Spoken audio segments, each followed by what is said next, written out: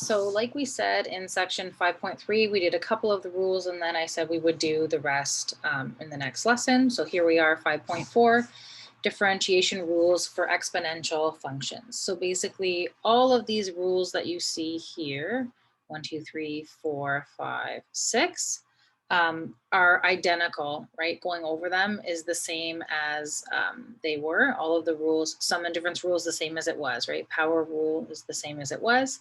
But now we're just having it pertain to exponential functions. That's the only difference.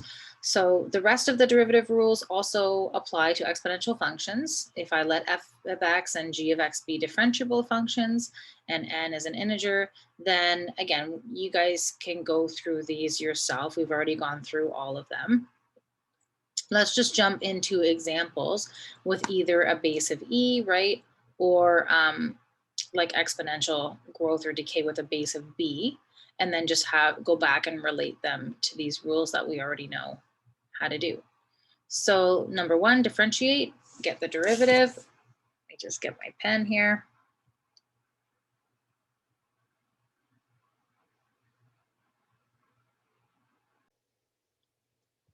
So for 1a, we have f of x equaling base of e, right, to the exponent x squared minus 5x plus 6. So it's not just e to power that's a constant, right? There's variables in there.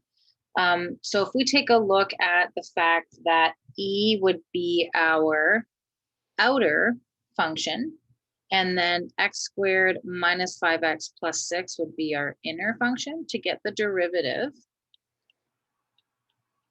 f prime of x. I take the derivative of the outer, but again, the derivative with a base e, I just copy it down the way it is, right? So e to the exponent x squared minus 5x plus 6. But then don't forget, I have to take the derivative of the inner. So the derivative of the exponent. So multiplied by, with respect to x, 2x minus 5. And I can leave it like that, or I can rearrange it. If I wanted to rearrange it to have 2x minus 5 in front, multiplied by e to the exponent, same as before, x squared minus 5x plus 6. And that's as far as I can go. Okay, so that's one example with base e. Here's an example with, let's say, base of b, right? So we're talking about exponential growth here. So just to go over, if I have my general equation, y equals b to the power of x, and I was getting the derivative of that, again, I copy it out the way it is, but then don't forget, I multiply it by the ln of the base. So I'm gonna follow the same rules here. This is not a base of e, this is following this rule. So y prime, to get the derivative then, would be copy it out the way it is. So a base of 4 to the power of 5x, and then multiplied by the ln of, the base is 4, multiplied by the ln of 4. But then because the exponent is not just a constant, because it's 5x, I then have to multiply it by the derivative of the exponent, which would just be 5, right? And then again, it's just cleaning it up just to make it look a little better. So usually you put the constants in front. So let's say 5 ln 4, you can have brackets around each one if you want, multiplied by 4 to the power of 5x. And again, that's as far as you can go. So I need a little bit of room for C, so just in case, I am going to clear and move up here, guys. Sorry. See how far. Well, I guess I didn't. Well, we'll see how I can get. At least I have a little bit more room to the side if I need it. All right, so I have here the original function, y equals, I have an e base here, e to the exponent 3x, multiplied by 7 to the exponent x. So if you notice there, I said the word multiply.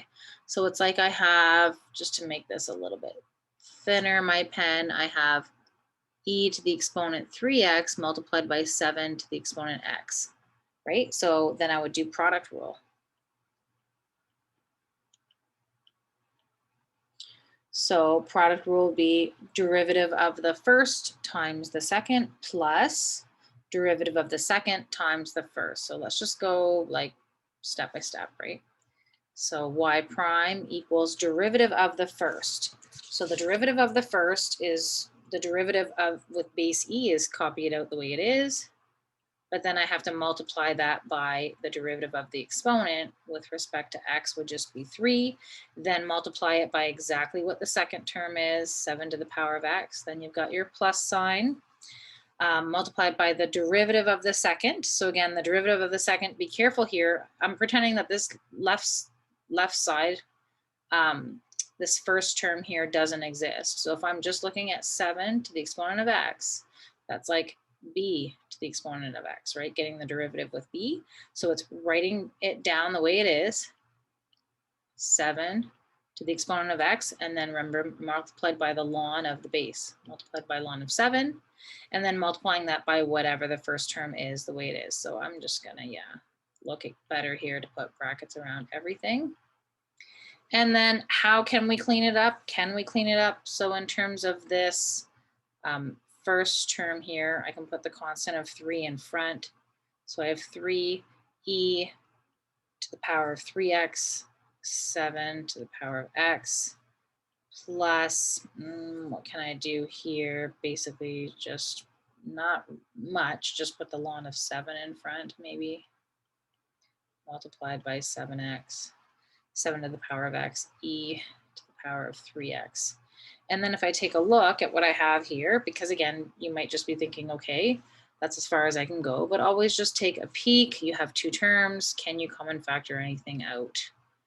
I have e to the power of 3x,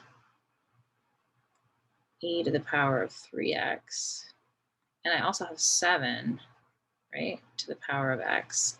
So why don't I common factor those out?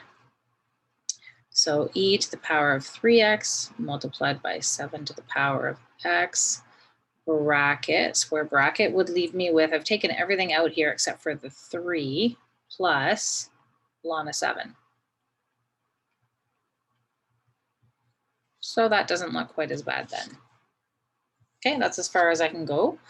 So then to move on to D, g of x is equal to the bracket 1 plus 5e to the exponent x plus 4 bracket to the exponent 2. So if you take a look here, I have an outside exponent of 2.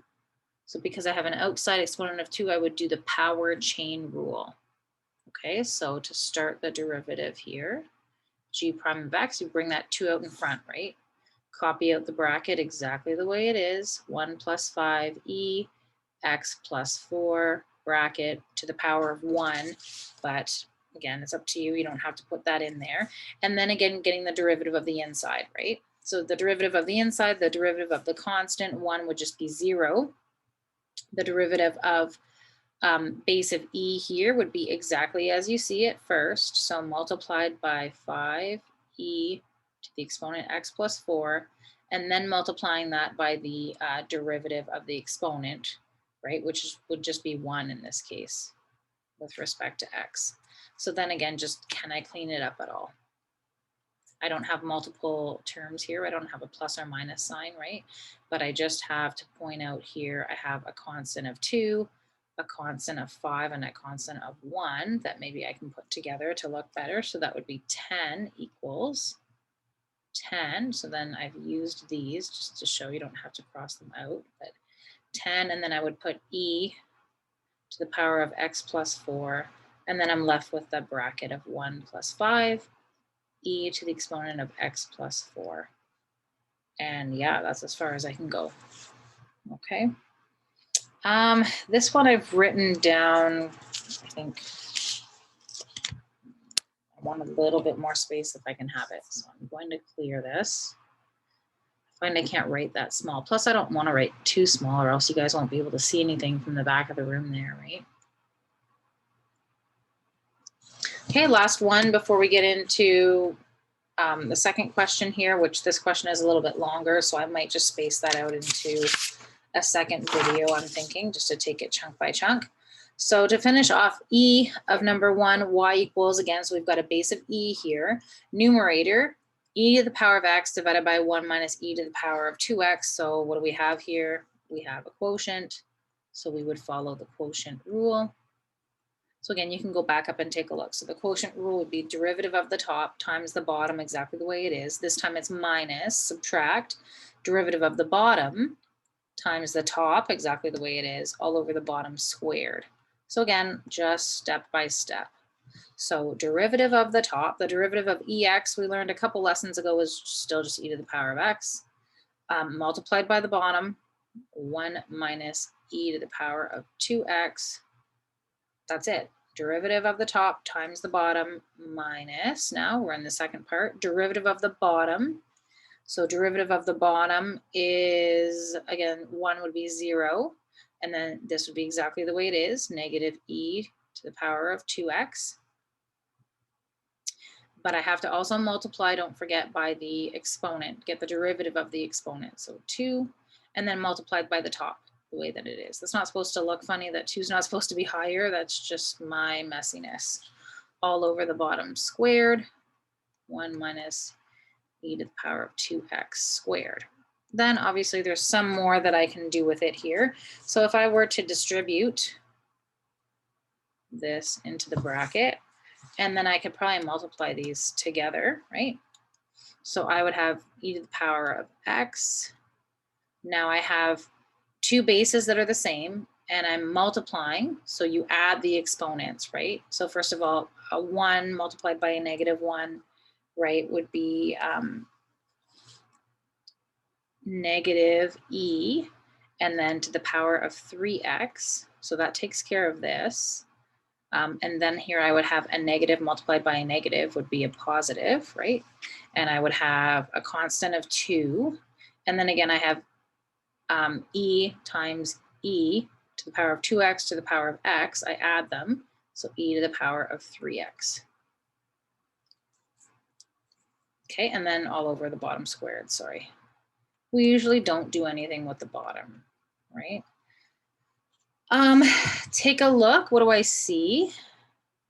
I see here I have e to the power of 3x and e to the power of 3x. I have a negative 1 here. That's okay. But these would be like terms, right?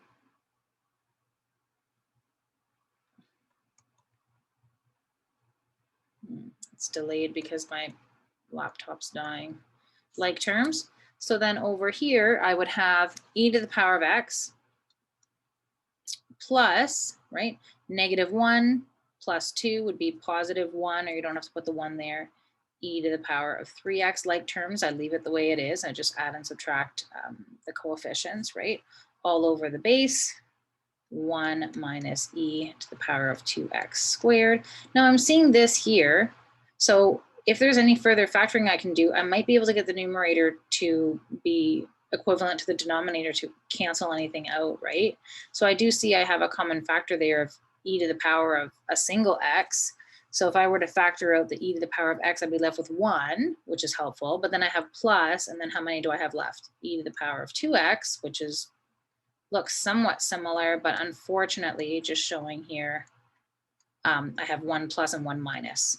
So then I can't cancel them out, right? They're not the same sign, so no canceling. So that's as far as I can go, but just kind of showing the steps to take to make sure that you've gone as far as you can. And I think also because my laptop is dying, we will split off number 2 there into another video.